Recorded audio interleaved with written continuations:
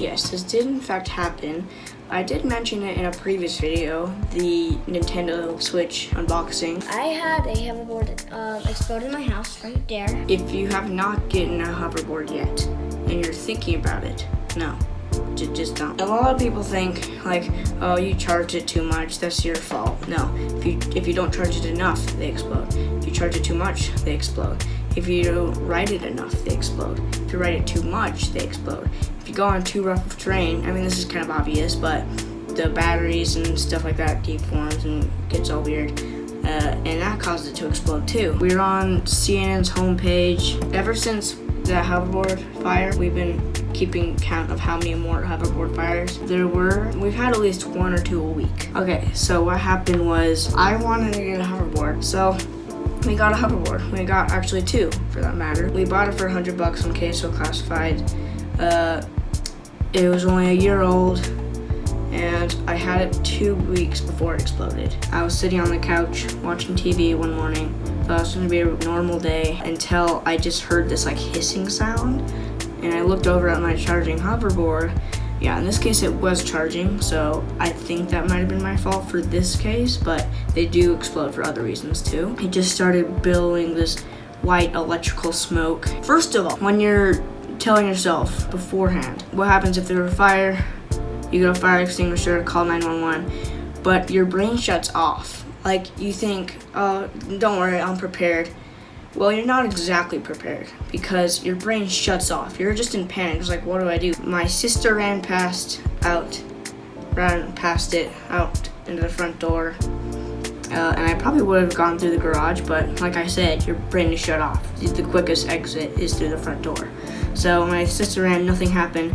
And right as I passed, it exploded. Again, your brain goes into panic mode. So the first thing my mom grabs are 2 oven mitts. Some people, like, watching it says, like, why didn't she just kick it? Like, why didn't she just kick it away from the wall and, like, kick it out of the house? She was barefoot. And here's the thing. My mom and everyone was upstairs 30 seconds earlier. My sister was younger then. She asked for a bottle of milk. My mom came down, and then 30 seconds later, it exploded. And it was right next to the balcony, right next to the stairs. We were all upstairs. If it exploded 2 minutes before, the balcony would have caught fire, and we'd have to be jumping out of the windows. When it exploded, we moved it away from the wall, and it started shooting out lithium-ion batteries. The bad terrain and how much you ride it and stuff, it all ends up affecting the batteries. 12 flaming lithium-ion batteries shooting out in every direction. One even shot into that white chair you saw on the scene, like in the back of it, and it burnt. So like it was on fire inside the chair, and the hoverboard was on fire at the same time. So my mom had to like reach in there and pat it all down and then get back to the hoverboard. My dad came down and casually walked past the fire and grabbed the fire extinguisher. We got the fire out, and then he got a snow shovel and like picked it up and put it on the mulch outside our house. But when the fire department got here, the fire was already out. It was already smoky inside and stuff like that. The wall was burnt. There was an outlet there. It was bent in from all that heat. They sent us to a hotel for days while they put like air freshener things in our house to clean out the air, because there was a ton of soot and dust everywhere from it.